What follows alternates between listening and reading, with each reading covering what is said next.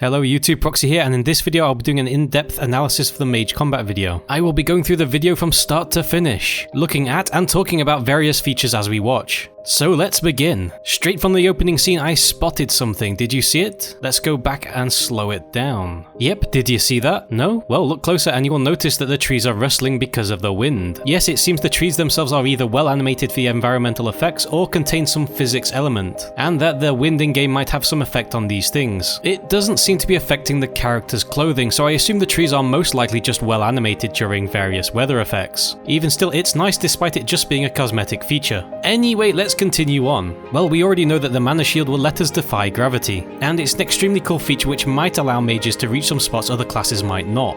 I think we will end up seeing a lot of this in Ashes, where each primary class in Ashes will have a niche where they excel. An example of this was some information that Steven let slip that rogues will have an advantage when delving for treasure. Okay, so back to the video. So we can see the mage's first combat skills, which include a firebolt move and an ice pillar attack. The ice pillar appears to freeze the mob in place, acting as a quick casting CC, while the firebolt is literally a simple damage dealing spell with no apparent secondary effects, on monsters at least. Then we have a lightning based AoE. This static discharge not only electrifies its enemies, but seems to apply a gravity lifting effect onto the targets.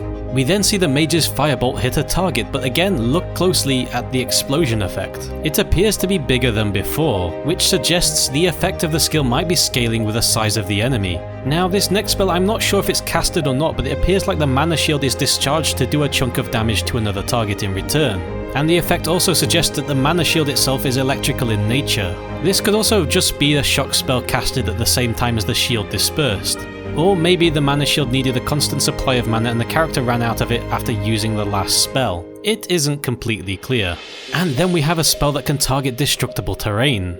It charges up like an iron cannon and its impact creates a black hole, clearing up all the debris it creates, which is a handy way of cleaning up the environment. I am interested to see if this spell is exclusive to use on terrain or if in fact it can be used on other things. So after entering the dungeon, we can witness the mage conjuring a spell to provide light in dark places. Now I know for a fact from Steven that this is another spell, that just like the mage shield has collision-like effects. So if you would move into a door frame, the light spell would bend around it rather than travel through a wall. A very cool and detailed effect, but doesn't really add much to the gameplay. It's just more visually appealing that it does this. So as the mage progresses further inside the dungeon, we will see the mage rapidly dodging backwards using a skill. Now this seems like it's going to be a core PvP skill, with the intention of opening a gap between you and your opponent. Not only does it propel you a pretty far distance away from your adversary, but it also drops a barrier that cannot be walked through. Yet another spell that is using the game's collision system. And it's going to be interesting seeing how other classes use this collision system as well. Perhaps we will see tank shields deflecting arrows, for example. It's going to be interesting finding out, that's for sure.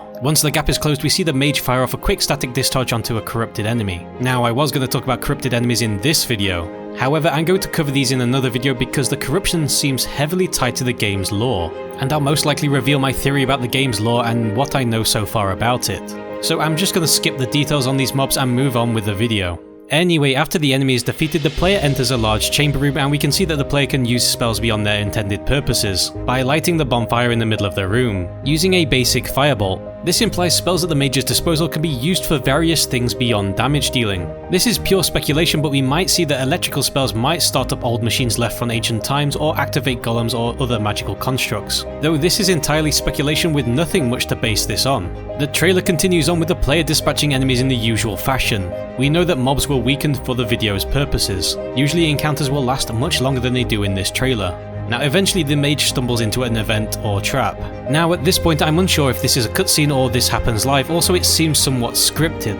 It would be nice to think that these events are freeform, but from what we can see in the video, this appears to be more of a scripted event. So as the mage falls, we get to see the mana shield and the collision system doing its thing again, and I am interested in seeing how this will play out in large gameplay and PvP. But I already explained most things about the mana shield in my last video, so we won't be analysing this particular footage. We finally end up in the treasure room. The Unreal 4 engine takes full advantage of its lighting effects in this environment, and Ashes gets to show off the finer points of a partly handcrafted world. Now at the point of opening the chest, it does appear that once the chest opens that the game switches over from gameplay to cutscene, but this transition looks pretty well done. And yes, at the moment the rock physics do get a little crazy. They definitely need to add a more weighty feel to the rocks to make them more realistic. And this is where the boss encounter would begin, I imagine. Now this thing could either be a giant yeti or it could be some sort of frost golem or something else entirely. But there is one thing clear about it, and that is its red glow. And this is pretty much where my video will end because I'm fairly sure that red glow is corruption. Corruption seems to pop up more and more as I delve into analysing the game.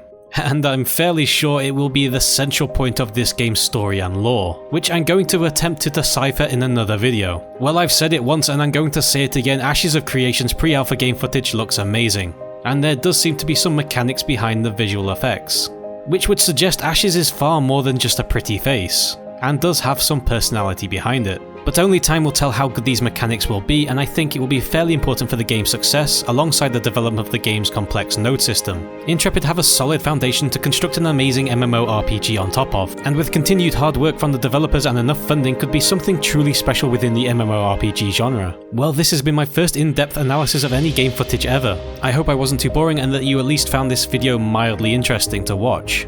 Remember guys, if you want to see more content similar to this, don't forget to like and subscribe, and as always guys, thanks for watching.